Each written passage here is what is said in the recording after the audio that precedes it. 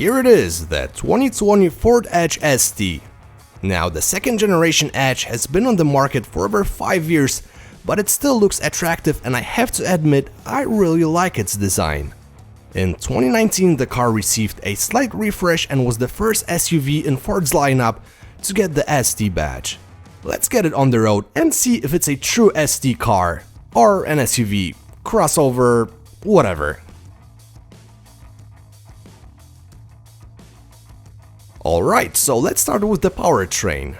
The Edge ST is powered by a 2.7-liter twin-turbo V6, which makes 335 horsepower and 380 pound-feet of torque.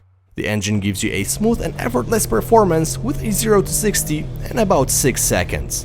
The power goes to all wheels via an 8-speed automatic, which isn't the greatest. I mean, the shifts are smooth and relatively quick, but since this used to be a 6-speed transmission and Ford added 2 gears to it, the ratios are kind of odd. Take a look.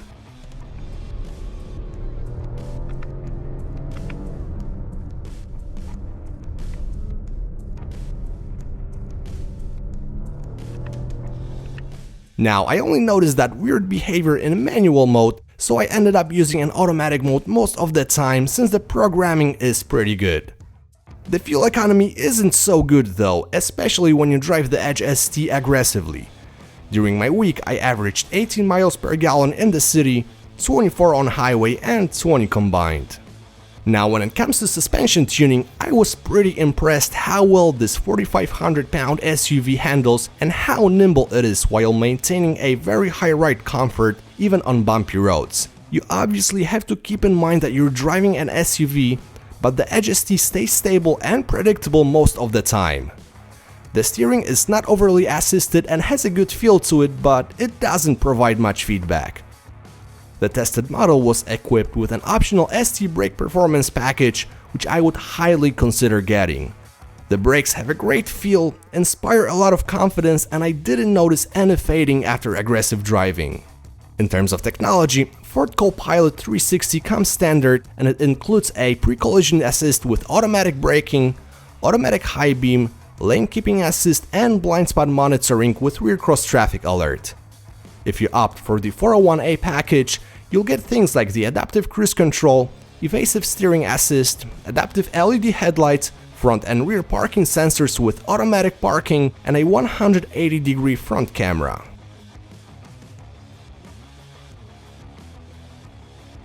So let's take a look inside the Edge ST. Now, the interior is the only thing that shows its age.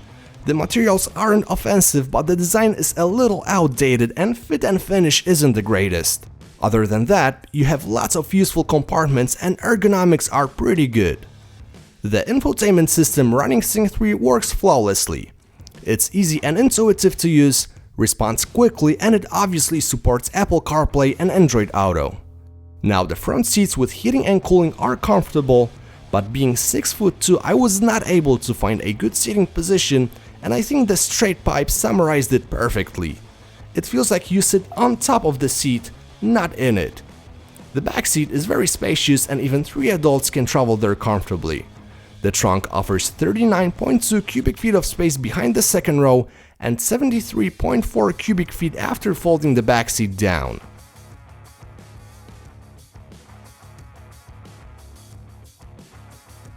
The Ford Edge ST is without a doubt the most driver-focused SUV in the segment, but does it deserve the ST badge? I wouldn't say it's a true ST model, but if you're looking for a practical daily driver which is also fun to drive, you should definitely check it out. Pricing starts at $43,265, and my fully loaded tester equipped with the 401A package, ST Performance Brake package, and the cold weather package was priced at $52,540.